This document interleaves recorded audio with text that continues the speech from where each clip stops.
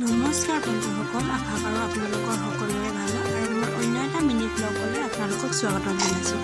এয়া মই কুকাৰত বুট দালি, আলু, বিলাহী এনেকৈ দি লৈছোঁ, বইল কৰি লৈছোঁ। চিটি মৰাই পেলাই এয়া কেৰাহীত মই পিঁয়াজ দিলোঁ। পিঁয়াজ দিয়াৰ পিছত মই অলপ সময় ভাজিম। পিঁয়াজখিনি ভজাৰ পিছত মই ইয়াতে দি দিম আদা, নহৰু আৰু জলকীয়া পিচি লোৱাখিনি।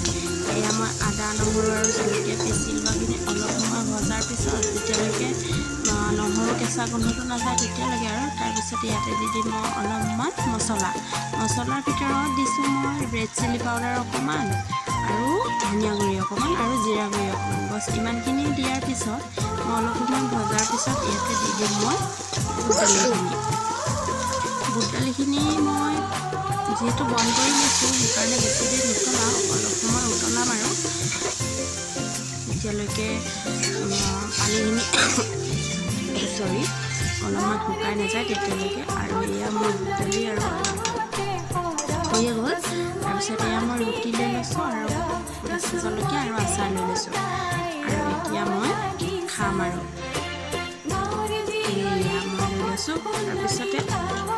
তাৰপিছতে মই খাই বৈ উঠি অলপমান কাম কৰিলোঁ। তেতিয়ালৈকে সন্ধিয়াই হৈ গ'ল আৰু সন্ধিয়া হোৱাৰ পিছত এয়া মই ভগৱানৰ ওচৰত ধূপ চাকি জ্বলালোঁ। তাৰপিছত পাকঘৰলৈ গ'লোঁ। পাকঘৰলৈ গৈ এয়া মই চব্জিও ভাজিলোঁ। চব্জিত আজি মই পটল আৰু আলু ভাজিছোঁ। তাৰপিছতে এয়া মই দিনৰে বুট দালি অলপ আছিলে সেইখিনিও মিক্স কৰি দিলোঁ আৰু হৈ গ'ল। অলপমান পানী দি উতলাম আৰু মোৰ আজি চব্জি হৈ যাব। আৰু বেছি একো বনোৱা নাই, যিহেতু আজি সোমবাৰ আমি নিৰামিষ খাওঁ। আৰু এয়া মোৰ হৈ গ'ল।